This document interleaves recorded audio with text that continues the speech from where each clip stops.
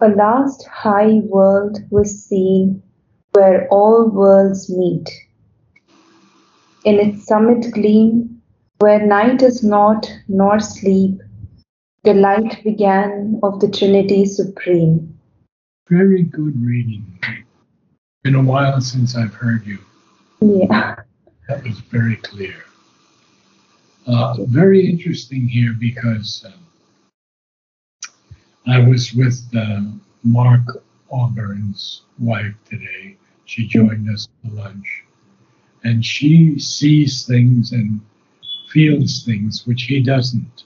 Mm-hmm. So it's sort of an interesting thing because this first line here, I probably should send to him. A last high world was seen where all worlds meet. And see, he has a lot of experiences, but he has no context for them. Mm, So Shraddhalu is helping him open to Sri Aurobindo. mhm, Then it will be something special. So we see this last high world. Ashwapati has seen it, and it's where all worlds meet. In its summit gleam, that's that flash of light, that brief beam or flash of light,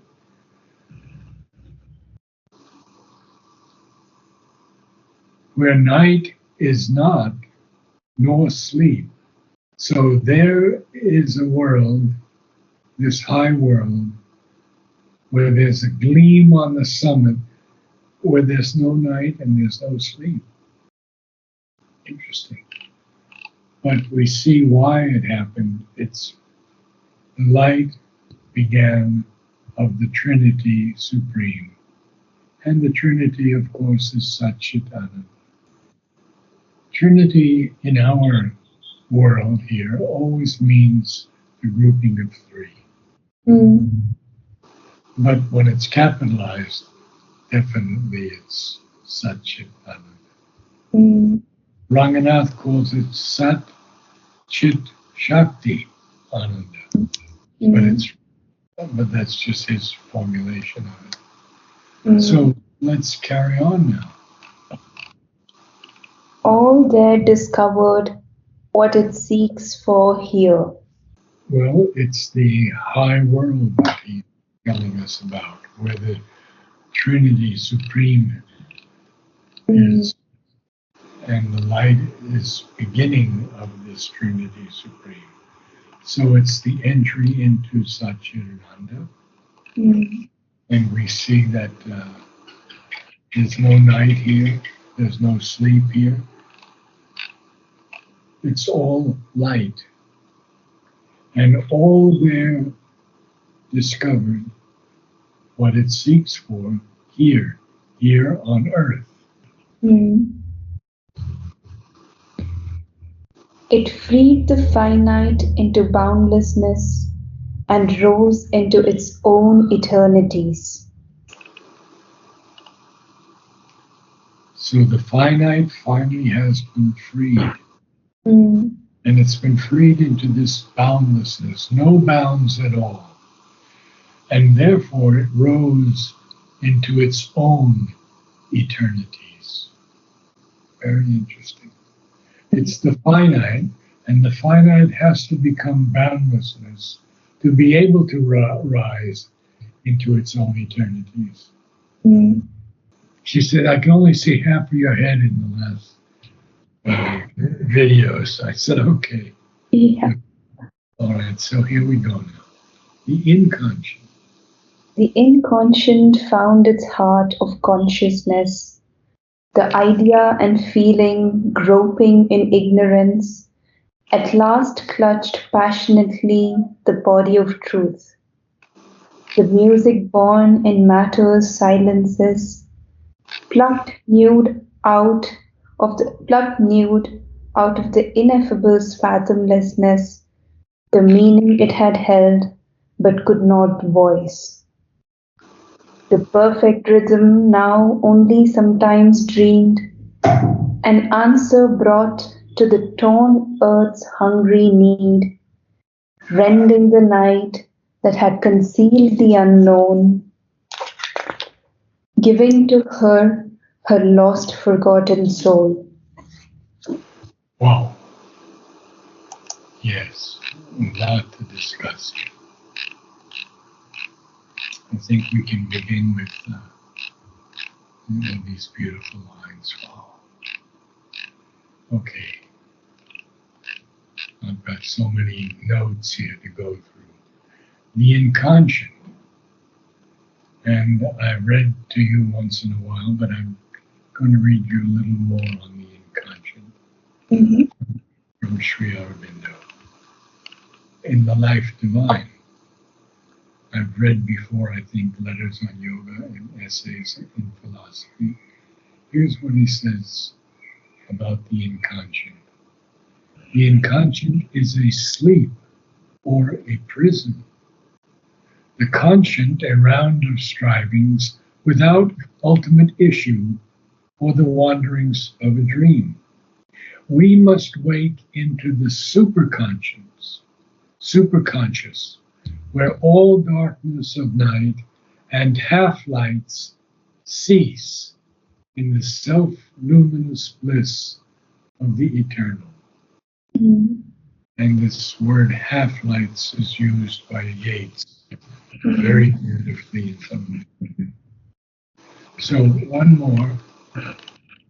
Men have not learned yet to recognize the inconscient, on which the whole material world they see is built, or the ignorance of which their whole nature, including their knowledge, is built. They think that these words are only abstract metaphysical jargon flung about by philosophers in their clouds, or labored out in long and wearisome books like The Life Divine. Such dry humor, British humor, no doubt. So we see that. And then the idea. Now, the idea is not capitalized here. And feeling, groping in ignorance. Now it capitalizes ignorance. So you see how important this is. We have the inconscient, and we have consciousness. We have the idea and feeling groping in ignorance. And Sri Aurobindo has told us that ignorance is the consciousness of being in the successions of time, divided in its knowledge by dwelling in the moment. I see a lot of the Tao teachers say live in the moment. Yeah. Sri Aurobindo doesn't say that to us because he says that ignorance is the consciousness of being in the successions of time. In other words, not timelessness, but the succession of time. In its knowledge by dwelling in the moment, divided in its conception of self-being by dwelling in the divisions of space and the relations of circumstance, self-prisoned in the multiple working of the unity. It is called the ignorance because it has put behind it the knowledge of unity. Here's the key thing. And by that very fact, is unable to know truly or completely either itself or the world, either the transcendent or the universal reality. How clear he makes it. So the idea and feeling groping in ignorance. My other student, Sneha, didn't know what groping was.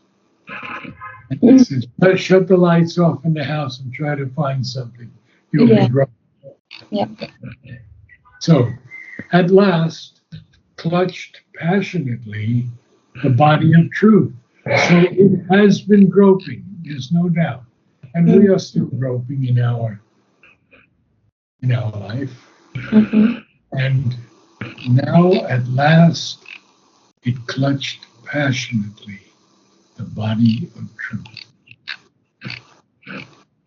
Now, We've done truth many times, but I want to concentrate more on the music born in matter's silences, because it's my life also. Choir and now this music we have found, for example, Johannes Brahms. He said, I can go to this plane and I can pick any melody or chord that I want and bring it down into my music.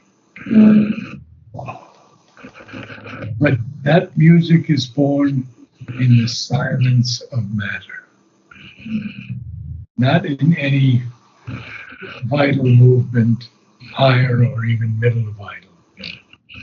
So then again, we see that it's been plucked nude out of the ineffable's fathomlessness. Now, the ineffable, of course, is Brahman, the reality, self, spirit, whatever you want to call it. The eternal, the infinite, the ineffable, the divine transcendence. He gives us so many adjectives here. Plucked nude out of the ineffable's fathomlessness.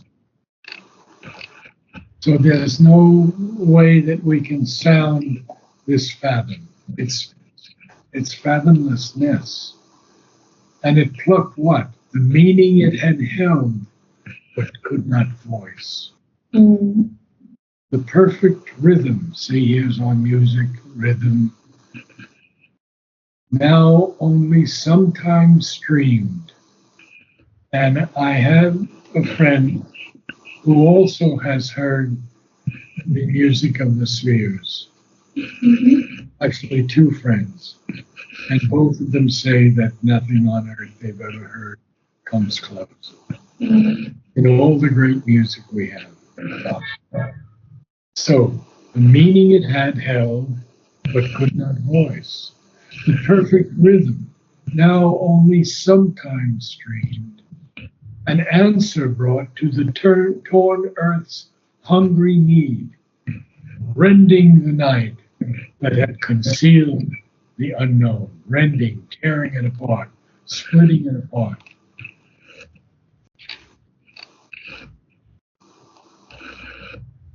So Sri Aurobindo tells us the unknown is that which is beyond the known. And though unknown is not unknowable, if we can enlarge our faculties or attain to others that we do not yet possess. And then next page. Given to her, her lost, forgotten soul. And I always have a red line. There are two of the same words. And you can't get rid of that red line because that's the way computers deal. Yeah. So all that is he, giving to her her lost, forgotten soul. So carry on. A grand solution closed the long impasse in which the heights of mortal effort end. This impasse is a deadlock, stalemate.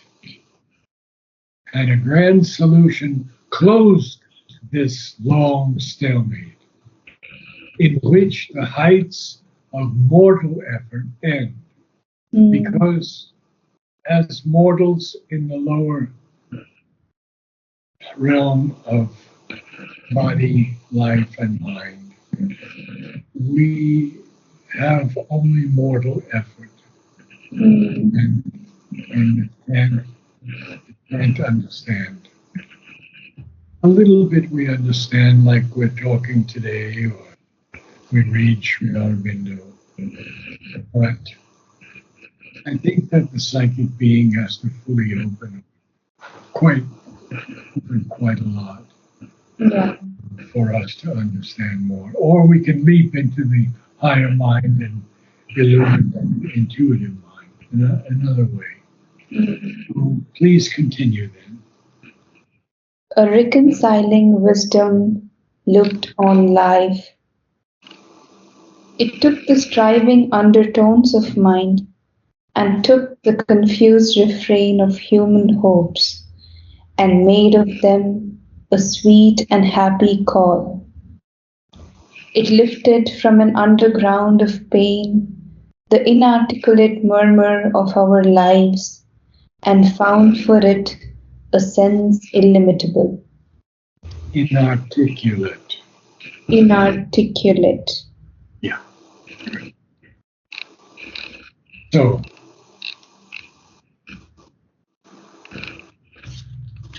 a reconciling wisdom looked on life. And here's a word we haven't had very often. So in the Life Divine, he tells us true reconciliation proceeds always by a mutual comprehension, leading to some sort of intimate oneness. Now that is not compromise. My Mm, mother never liked compromise. She said that's political. mm, So I'll read that again and we'll go a little bit more. True reconciliation proceeds always by a mutual comprehension, leading to some sort of intimate oneness. It is therefore through the utmost possible unification of spirit and matter that we shall best arrive at their reconciling truth. And so, at some strongest foundation for a reconciling practice in the inner life of the individual and his outer existence. So, that's reconciliation. Now, wisdom, we haven't done that very often, so I'll read a couple of things. In the hour of God, mhm, there are two allied powers in man, knowledge and wisdom. Knowledge is so much of the truth seen in a distorted medium mm, as the mind arrives at by groping. Wisdom, what the eye of divine vision sees in the spirit. mm, Totally different. Huh? yeah, Reason divides, fixes details, and contrasts them. Wisdom unifies, marries contrasts in a single harmony. And lastly, Mother says, wisdom cannot be acquired except through union with the divine consciousness. mm, It took the striving undertones of mind. Now, an undertone is, in music at least, it's an underlying tone. It's low and subtle. It could be in the bass range of instruments. And so it took the striving undertones in mind and took the confused refrain of human hopes. See how we've had song, we've had music, and we've had, what was the last one? I forgot, it was on the other page. But undertones is also in that musical feeling. And refrain is also in that feeling. So and took the confused refrain of human hopes. Now, a refrain in music is a phrase or a verse or a group of verses that are repeated at intervals. So you're singing a song and then you come to the refrain. And then the song goes on and you come to another refrain. mm, So that's what a refrain is. A refrain is. It's like a phrase or a verse. So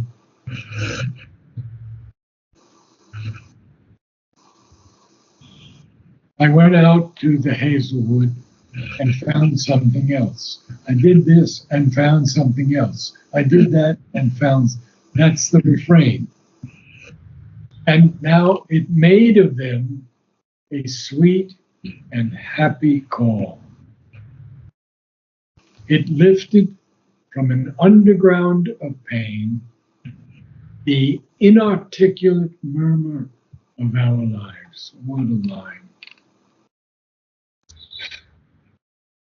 Inarticulate is, what should I say, lacking the ability to express oneself in clear speech.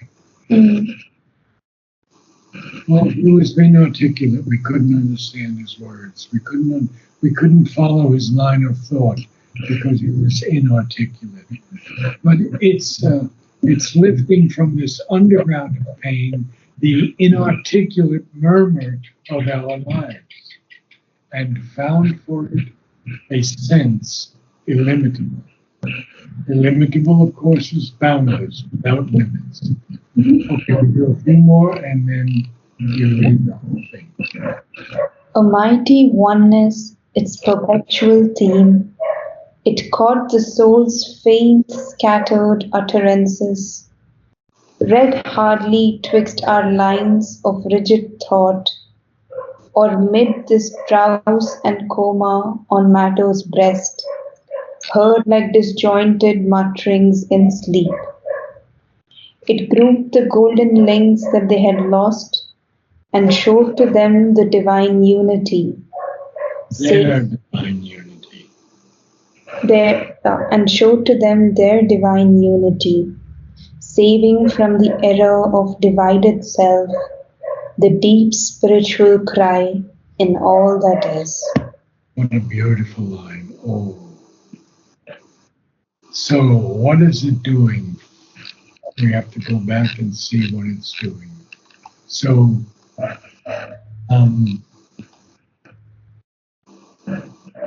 mighty oneness. Well, that's the perpetual theme. And we've already heard about the inarticulate murmur. We've heard the sweet and happy call that has come about. It's the confused refrain of human hopes. Refrain was the word. Even the striving undertones of mind. So all of these things are now resolved. And mighty oneness is its perpetual theme. It caught the soul's now faint, scattered utterances, read hardly twixt our lines of rigid thought, because we can't really read them until we have a calm mind, even a totally silent mind. Or mid this drowse and coma on matter's breast. That's what he calls our life. The drowse and coma on matter's breast. But he also tells us in the Life Divine that matter is by no means fundamentally real. It is a structure of energy. I think this is important too. It's from the Renaissance in India. Matter is the form of substance of being which the existence of Satchitananda assumes when it subjects itself to this phenomenal action of its own consciousness and force. The matter is the body or field of a consciousness hidden within it. The material universe, a form and movement of the spirit. Heard like disjointed, lacking order or coherence, things that are disjointed, mutterings, low grumble, muttering. My father would say, "What are you muttering about?" That explains the definition. It grouped the golden links that they had lost and showed to them their divine unity. So these golden links that they had lost were no longer grouped. It grouped them so that it can show to them their divine unity, saving from the error of divided self, deep spiritual cry in all that is. That's the greatest line we could end on tonight. The deep spiritual cry in all that is. That spiritual cry means it's in the animal, it's in the plant, it's in humanity. So, can you read the whole thing for us? Yes. A last high world was seen where all worlds meet. In its summit gleam, where night is not nor sleep, the light began of the Trinity Supreme. All there discovered what it seeks for here. It freed the finite into boundlessness and rose into its own eternities. The inconscient found its heart of consciousness. The idea and feeling, groping in ignorance, at last clutched passionately the body of truth. The music born in matter's silences, plucked nude out of the ineffable's fathomlessness, the meaning it had held but could not voice. The perfect rhythm now only sometimes dreamed, an answer brought to the torn earth's hungry need, rending the night that had concealed the unknown, giving to her her lost, forgotten soul. A grand solution closed the long impasse in which the heights of mortal effort end. A reconciling wisdom looked on life. It took the striving undertones of mind and took the confused refrain of human hopes and made of them a sweet and happy chord. It lifted from an underground of pain the inarticulate murmur of our lives and found for it a sense illimitable. A mighty oneness, its perpetual theme, it caught the soul's faint, scattered utterances, read hardly twixt our lines of rigid thought, or mid this drowse and coma on matter's breast, heard like disjointed mutterings in sleep. It grouped the golden links that they had lost, and showed to them their divine unity, saving from the error of divided self, the deep spiritual cry in all that is. Very good reading. Very good. See you next week. Thank you so much. Yeah. Good night. Good night.